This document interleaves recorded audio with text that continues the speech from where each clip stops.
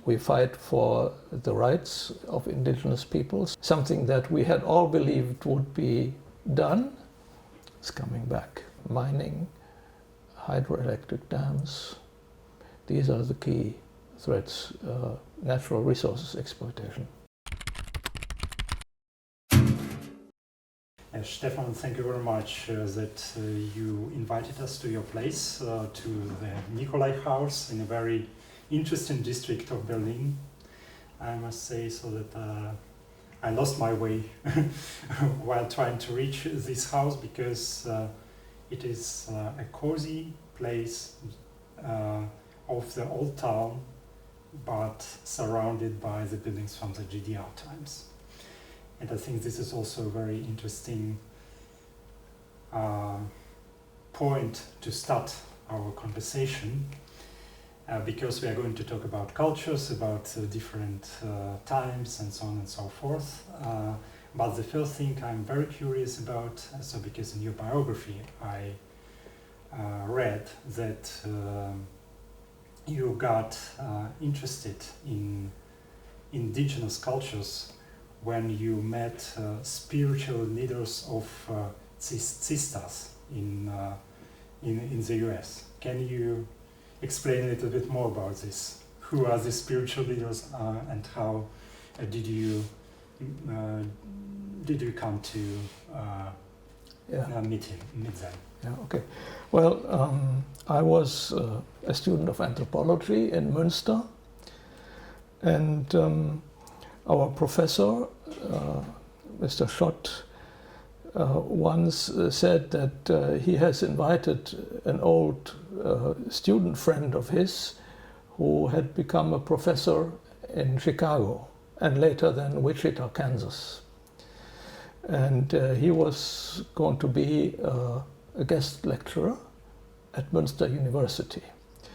So he came, and then he explained, he gave lectures, of course, and seminars, and he explained what he was doing. And he pursued an approach called action anthropology.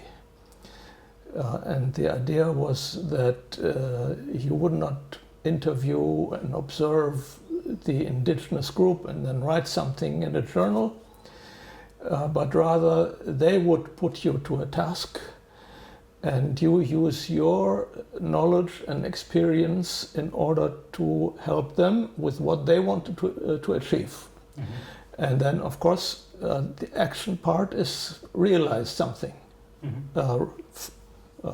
Meet an objective, get something done on their behalf. So kind of lead them through the jungle of the American bureaucracy, help them in any way to do what they need or what they want to do. His story is a very long story. The way he met and was acquainted with the sisters is too long a story to tell. But eventually he was adopted by the keeper of the sacred arrows of the sisters. And of course then he enjoyed the full confidence. The reason why they did it was that he had a dream, and in that dream he saw a woman with a certain painting on the face. Mm-hmm. And because he didn't know what to make of it, he went to visit the arrow keeper and told him about this dream. And as a result, they invited him to work for them. He didn't find out for 13 years why. Mm-hmm. But they put him to the task to revitalize one of the sacred ceremonies that had been lost. And at the very end of his research, he found that in that ceremony there was a woman with that painting. Mm-hmm. And there was nobody left who knew about this painting, that this woman was there with that painting in the ceremony. Mm-hmm. So that for them was a sign of something very special that happened. And that's why they invited him. And then he became the adopted son of the arrow keeper.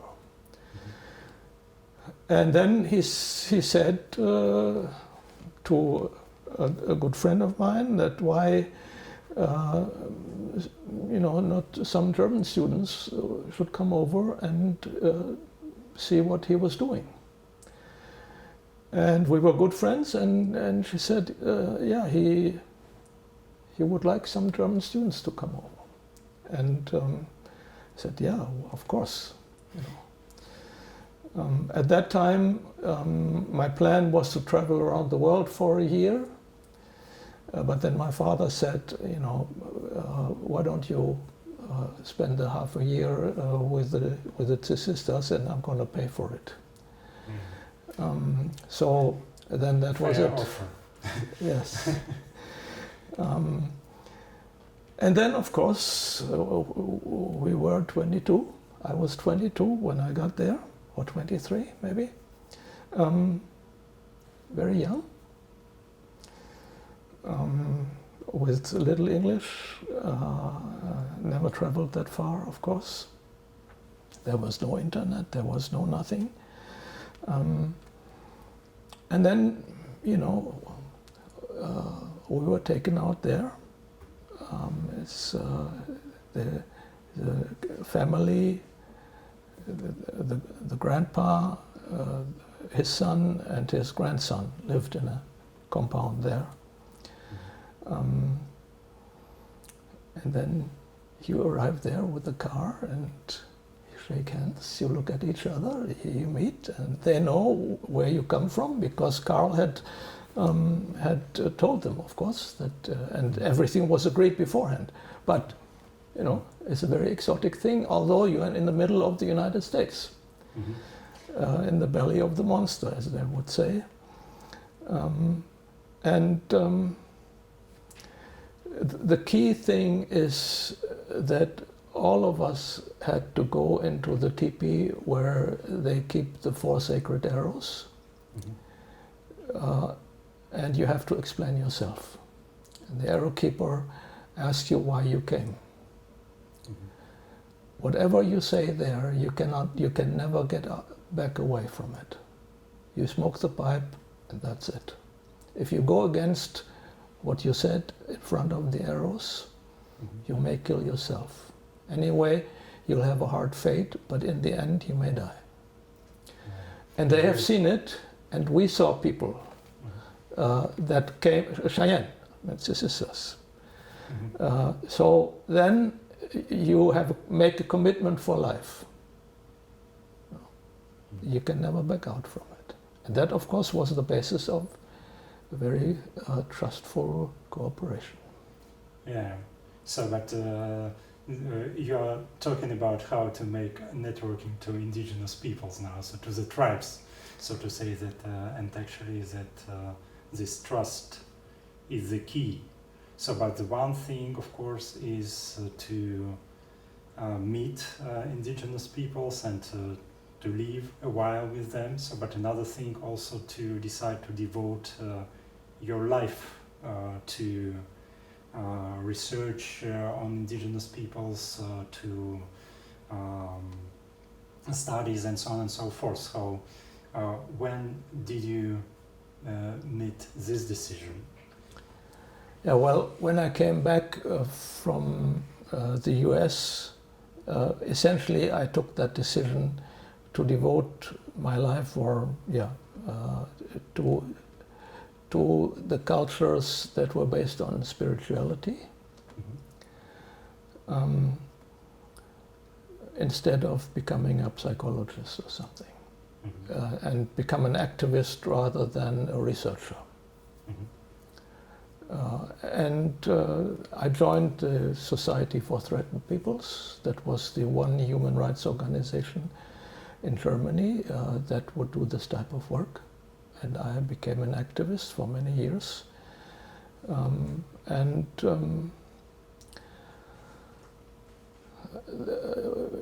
networking, meeting more representatives of indigenous peoples, it happens step by step. of course, when I meet somebody, I can always tell them that I have that commitment. Mm-hmm.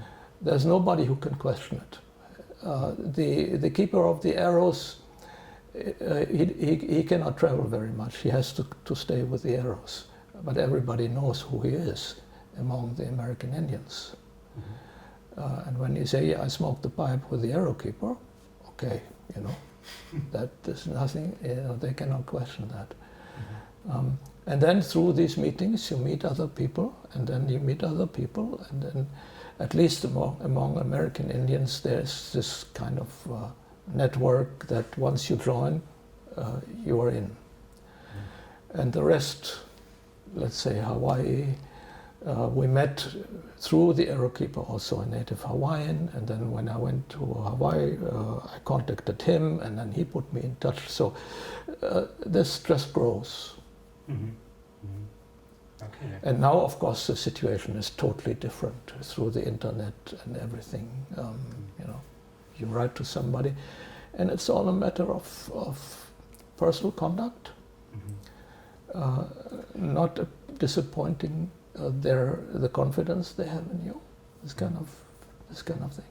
But do the spiritual leaders of sisters or other indigenous peoples, do they have internet now? So do they communicate also via internet? Or not really.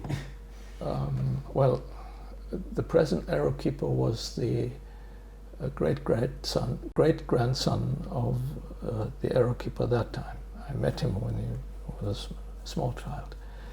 Uh-huh. They all have their mobile phones now. Mm-hmm. The young ones use it. The elderly, at least in my time, well, there was no internet. I don't know about now. The old people, most of them have passed away. Mm-hmm. I wouldn't believe that the present-day arrow keeper would use the phone very much. I don't think so. Mm. Okay.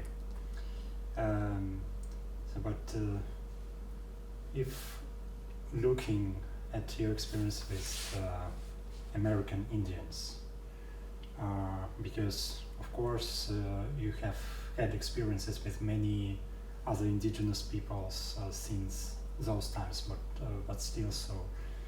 You said that you also joined human rights initiatives helping indigenous peoples, preserving the rights of indigenous peoples, and so on and so forth.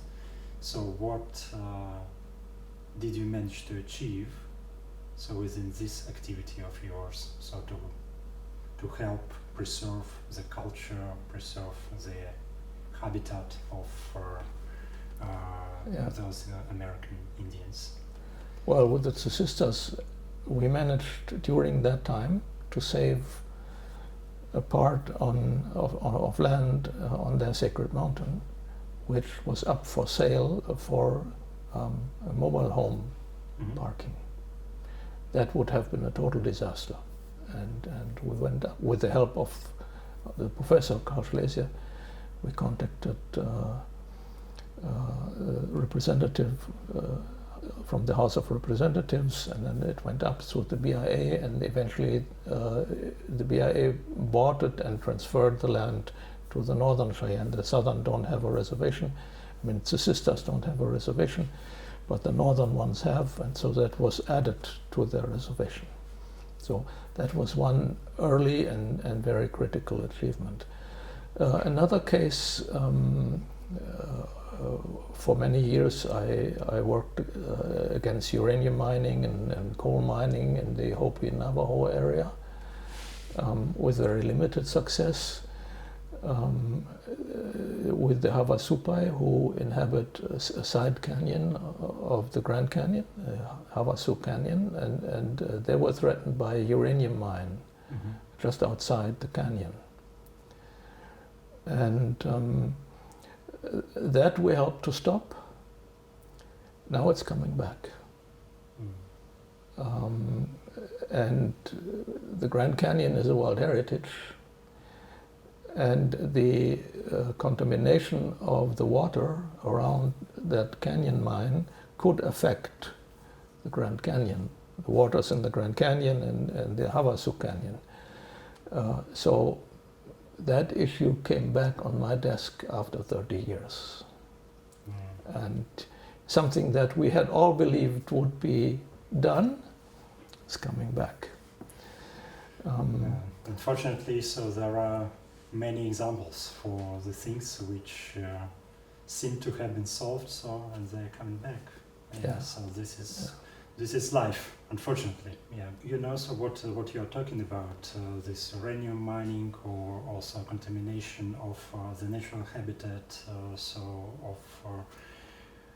of the usual area, so where the indigenous people live. So it reminds me very much of the situation in which indigenous peoples in Russia are in, you know, so just because of these natural resources, so many original habitats have been shifted or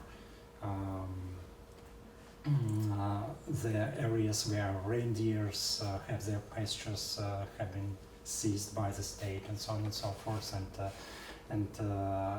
and you have also worked in many areas in the world, in Central Asia, in the south of Europe. So you've been for quite a while in Albania, in Montenegro, in Kyrgyzstan, also in Russia, and so on and so forth. So just how do you think so? Do the indigenous people face more or less the same problems in different areas, or they're still quite peculiar, so these problems? Well, I wouldn't talk about indigenous peoples in Southern Europe. Mm-hmm. The Kyrgyz is a kind of borderline case, I think. They have a state, but on the local level, there are still clans and tribes, and some of them live like indigenous peoples, at least until 2007, when I was there the last time.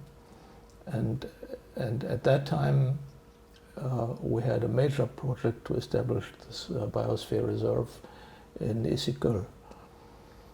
And we tried to combine the protection of the natural environment, the nomadic way of life, and the culture that was connected to that.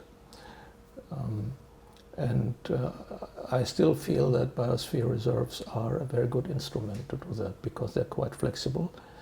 They have the nimbus of being a UNESCO program. Unfortunately, at that time, the German government was not ready to put in the funds that would be required. And very soon, the Kyrgyz government got on some kind of strange track of corruption. And so it was more or less impossible to get that realized. When we started, we had a very good chance. I don't know about the situation now. As far as Russia is concerned, I have heard that Raipon has been kind of taken over by Putin's gang. Mm-hmm. And they parrot actually Putin's policy.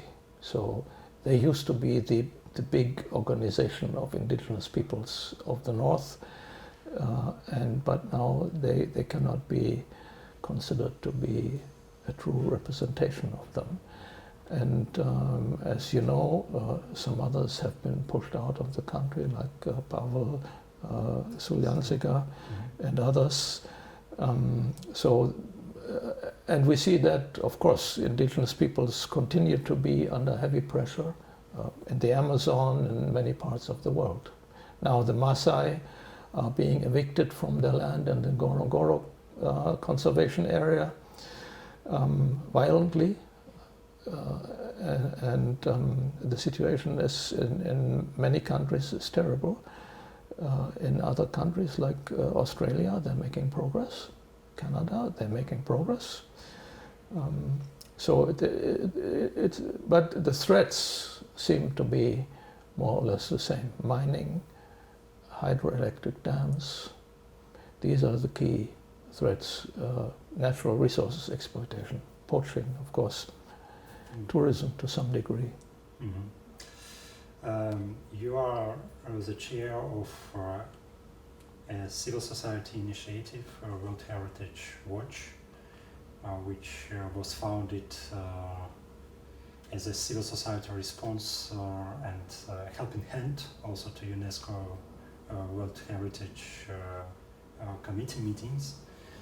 And as far as I understand, so there are two parts of World Heritage. One part is natural reserves and another one is cultural heritage. What are you mostly focused on within your activities at the World Heritage Watch, and what are your achievements in your opinion? Yeah, well, we focus on all the World Heritage sites. And actually the distinction between culture and naturally is increasingly becoming blurred, and especially in those World Heritage sites where indigenous peoples live. It's very difficult to make that distinction, and we actually advocate to more or less give up that distinction. Plus, of course, we fight for the rights of indigenous peoples. I mean, the establishment of World Heritage sites must never happen without the free, prior, informed consent of indigenous peoples, which in many cases has not happened when they were established, and continues not to happen in some countries, like we had the case in Thailand and in Kanchenjunga in India, where only part of their sacred landscape had been included in the World Heritage Site. The sacred rivers have not, and now India is planning to build hydroelectric dams. So this is a struggle on many fronts. First of all, of course, establishing civil society and indigenous peoples in the system, to have a structured role codified in the statutory documents of the convention. This is number one. Happening already? It's not happening, but we have now made very specific proposals how to do it. Now we have, the whole the committee is in shambles because of the Russian presidency. There is an impasse. Nobody wants to have a meeting with the Russian president, and the Russians, of course, insist on being the president, and there's very little room for compromise, so we're not having meetings at the moment. And actually, so the UNESCO World Heritage Committee meeting was scheduled to be in Kazan this year, but of course it is not happening, so due to the war in Ukraine. Yeah. And probably it's not going to happen next year because Russia is still in the committee next year, and the Kazan meeting was not cancelled but postponed, meaning that the next meeting will be still the postponed Kazan meeting, and Russia will insist on being the president. So let's see what's going to happen. Then the Maasai is the most urgent case at the moment, and we have to raise global awareness. And we'll have to see how UNESCO is going to respond to that situation. Ngorongoro is inscribed as a natural world heritage, plus cultural world heritage, but not for the Maasai culture, but for some prehistoric footprints in that area. So the living culture of the Maasai has been excluded.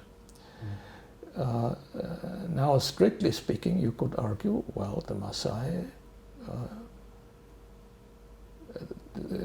it could be justified to move them out if you go by the script, let's say.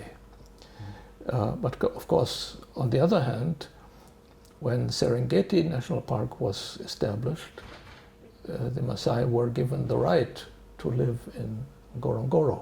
Mm-hmm. This was where they were given a place to live. Mm-hmm. Now they have a right to be there. Mm-hmm. And now we have a Human Rights Convention and the World Heritage Convention, both legally on the same level as an international agreement. Which one will take precedence? That is going to be a very, very interesting thing, and of course we're going to push, we made also suggestion that the World Heritage Convention cannot go against the Human Rights Convention. That is, to me, is unthinkable. Mm-hmm. So this will be a test case, and of course we will try to give a voice to the Maasai. I mean, everybody else has a voice. Mm-hmm. They don't need our support, but the Maasai don't have the voice. So we have to make sure that they will be heard. Very ambitious, but also very important tasks. Yes, so because if and talking about networking, and now we have 218 civil society actors in our network in 63 countries. In 8 years, so actually, so you were founded in 2014, right? Yes. If we mobilize 218, and they will all write a letter, or we can speak on behalf of a global network, that's a different thing from 8 years ago. So having established ourselves in the system already makes a difference. And we know that our reports are being read. The media increasingly publish our press releases. And recently we have sent letters to the National Congress of Brazil concerning a road that was planned through Iguazu National Park. And the decision about the road has been postponed, more or less indefinitely. So we are now in a position to make a difference, and that definitely has to do with networking. Let me also say a good word about Facebook. Facebook is being criticized a lot, and of course all of that is fair. But for us, Facebook is a godsend. And so many contacts I have made through Facebook. I have come across issues through Facebook. We have a kind of south-south communication of our network people. So the guy from Albania now communicates with a lady from Pakistan. Mm-hmm. Things that would have never happened before.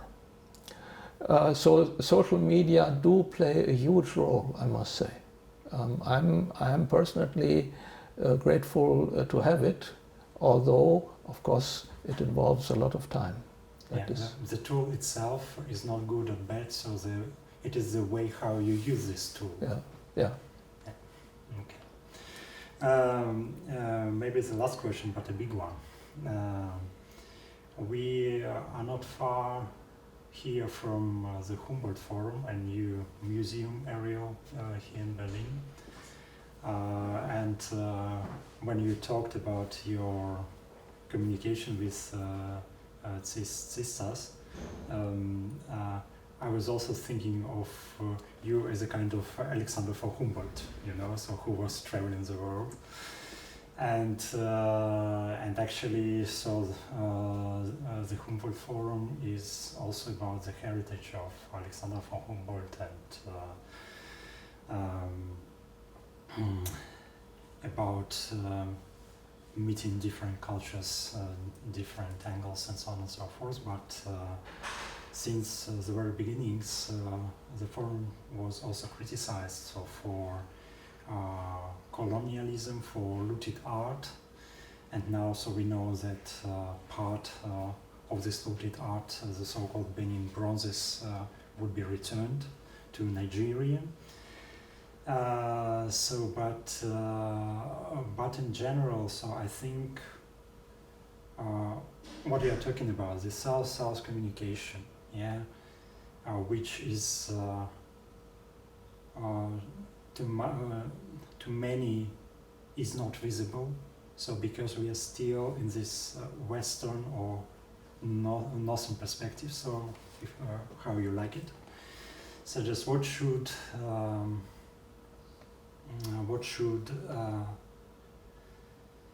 happen that we would overcome this colonialism and that the colonialism would be not just a buzzword, so but a real action. I think first and foremost you have to take it out of the hands of academia. Even the people that the Humboldt Forum invited to contribute to the concept of the exhibitions, etc., they were all academia. There were museumologists, there were cultural historians, there were no activists, there were no people who have a practical experience on the ground. And you see the result. In the whole of the Humboldt Forum, climate change is never mentioned once. This is the biggest factor, together with the internet. And the internet is not mentioned. How can you establish a cultural center like this, which aspires to present the world of indigenous peoples in a totally new way, without even mentioning climate change and the globalization and the internet? This is a total disaster, is a total failure. I mean, the present day situation of indigenous peoples around the world is determined and characterized by these factors. This is crazy. This is this is hilarious. And this is the tunnel view of academia, and the tunnel view of people who have been dealing with museum objects all their lives, describing them, putting them maybe in a perspective of traditional societies, but again, they also eclipse spirituality. And as Mr. Partzinger said, spirituality is not a scientific concept, so it's not there. And I mean, spirituality is one of the defining characteristics of all indigenous peoples. Even to attempt to present an indigenous culture and eclipsing spirituality is absolutely nuts. So again, you see, now they claim to try to present indigenous peoples in a non-colonial way, but now they put science, and science says spirituality is not, we don't have to consider because it doesn't exist. The gods don't exist, which is again a new type of colonial thinking. Okay. And all of the academia go with it, because if they would accept that there are other ways to describe the world and to look at the world, they would lose their monopoly on interpretation of these cultures. And this is the one thing academia hates. If they would have to justify why they are there, they could all lose their jobs, because there's very little justification. So then the approach should be nothing about us without us, so to say, just absolutely, yes. Yeah. Okay. So. I'm only shocked. I'm only shocked by the Humboldt Forum, and I think there has to be a complete restart. Let's hope for this restart, and actually, so what you have been doing in your work, in many different facets you described today, so is amazing, and I wish you good luck with all your endeavors and with all your work, and let us hope that heritage, be it natural, cultural, or unified heritage would be preserved as much as possible throughout the world. Thank you. Thank you very much.